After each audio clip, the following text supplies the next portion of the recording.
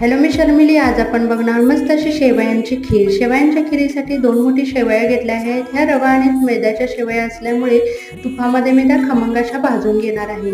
तुपामध्ये खमंग भाजतानाच आपण गॅसकडेही लक्ष द्यावा. गॅस एकदम स्लो करूनच शेवया भाजून घ्याव्यात, कारण कसं होतं शेवया ह्या लगेचच करपल्या जातात. त्यामुळे गॅस अगदी स्लो करून त्या भाजून घ्याव्या.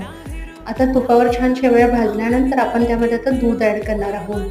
हवं तेवढ्या प्रमाणात दूध ॲड केल्यानंतर मी त्यामध्ये साखर घेतली आहे आणि वेलची पूडही घेतली आहे. आता खिरीमध्ये आपण कस्टर्ड पावडर ॲड करणार. कस्टर्ड पावडर ॲड केल्यानंतर खीर लगेचच घट्ट होणार आहे, त्यामुळे अगदी ती हलवतच राहायला हवी.